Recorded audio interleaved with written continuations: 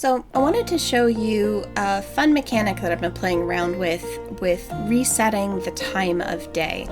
So we're in the new observatory in the Rocks and Minerals world, and there's Dr. Kim Tate right here, and you can make it night to look at the stars and make use of the observatory, and it's all very cute. But the rest of the world is better run in the daytime, and Kim does have the option to make it day again, but what if the students don't actually do that? Well, I've built something in that is going to take care of that.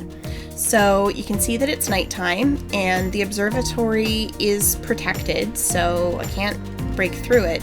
The only way out is down the stairs the way I came. So I'm going to head down here and I'm going to turn this corner here, and it is day again.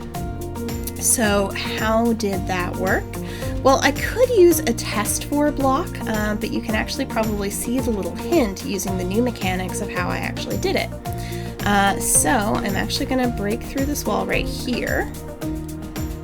And you can see that on the other side of the wall, we've got a sculk sensor, and it is right next to this block that is setting the time to noon. So as we come down the stairs, it hears us coming and it sends that signal to that command block, and by the time we get back out of the research camp, it is noon.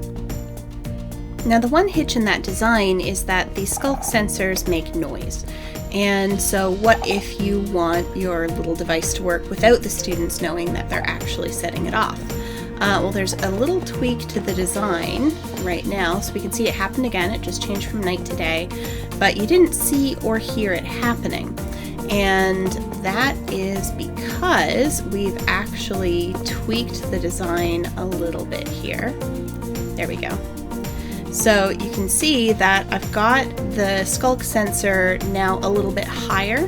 So it's still sending that signal, but it's sending it up through the rocks, so it's a lot harder to see. And you can't hear it because this block is waterlogged.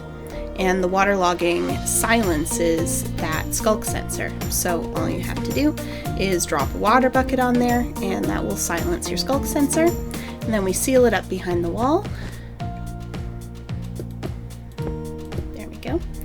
And now, let's get rid of that one too. We're going to reset the time to night, and then again as we go.